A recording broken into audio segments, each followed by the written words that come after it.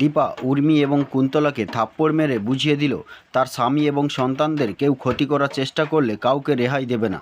সূর্য এবং লাবণ্যের কিডন্যাপের জন্য উর্মি এবং কুন্তলাকে চরমতম শাস্তি দেওয়ার ব্যবস্থা করল দীপা। হ্যাঁ বন্ধুরা, অনুরাগের ছোঁয়ার আজকের পর্বে আমরা এরকমটাই দেখতে পাবো।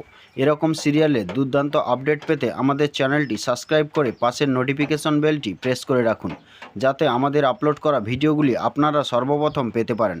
তো চলুন কথা না বাড়িয়ে শুরু করা যাক। পর্বের প্রথমে দেখা যায় সূর্য এবং দীপ লাবণ্যকে নিয়ে বাড়ি ফিরছিল। তখন দীপ বলে, যাই আপনারা এখানে একটু দাঁড়ান, আমি তত সময় একটা গাড়ি ডেকে আনি।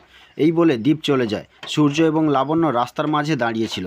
এমন সময় কোত্থেকে একটা গাড়ি এসে তাদেরকে কিডন্যাপ করে নিয়ে চলে যায়। এই ঘটনাটা দীপ দৌড়ে এসে দীপাকে জানায়।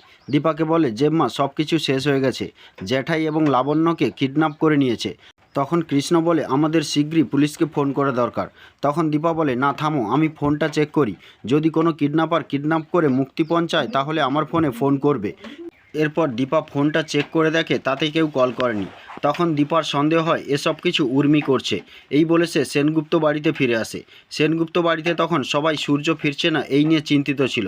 এমন সময় দীপা এসে উর্মিকে বলে, উর্মি, ডাক্তারবাবু এবং লাবণ্য কোথায়? তখন উর্মি বলে, আমি কি করে জানবো? তখন দীপা উর্মির কাছ থেকে সত্যিটা জানার জন্য উর্মিকে বেধড়ক মারতে থাকে। তখন জয় বলে, বৌদিদি তুমি থামো, এ কী করছো? না হলে আমি কিন্তু আমার গায়ের জোর দেখাতে বাধ্য হব। তখন দীপা বলে, তুমি চুপ করে থাকো, না হলে আজ কিন্তু আমি কাউকে রেহাই দেব না। তুমি এই বাড়িতে থাকা সত্ত্বেও লাবণ্যকে একটা অনাথ আশ্রমে কাটাতে হয়েছে, তোমার দাদাকে অসুস্থ করে রাখা হয়েছে। তুমি তখন কি করছিলে? হ্যাঁ, এখন আমাকে শোনাতে এসেছো? তখন জয় চুপ করে যায়। তারপর দীপা উর্মির ফোনটা নিয়ে চেক করে, কিন্তু উর্মির ফোনে সেরকম সন্দেহজনক কিছুই পাওয়া যায় না। তখন দীপা বলে, এই বাড়িতে পুলিশ ডাকতে হবে আবার। ঠিক ওই সময় কুন্তলা ওখানে চলে আসে। কুন্তলা এসে বলে, কাকে পুলিশে দেবেন আপনি? আপনি নিজে এইসব ঘটনা ঘটিয়ে নাম পাওয়ার জন্য আমাদের উপর এইসব চাপিয়ে দিচ্ছেন। তখন দীপা তার দিকে কটাক্ষ দৃষ্টিতে তাকিয়ে থাকে। তারপর কুন্তলা বলে, আপনি আমার ছেলেটাকে শেষ করেছেন, তাও আপনার শান্তি হয়নি। এই বাড়ির সবাইকে এক এক করে আপনি শেষ করতে আবার ফিরে এসেছে, আপনার লজ্জা করে না?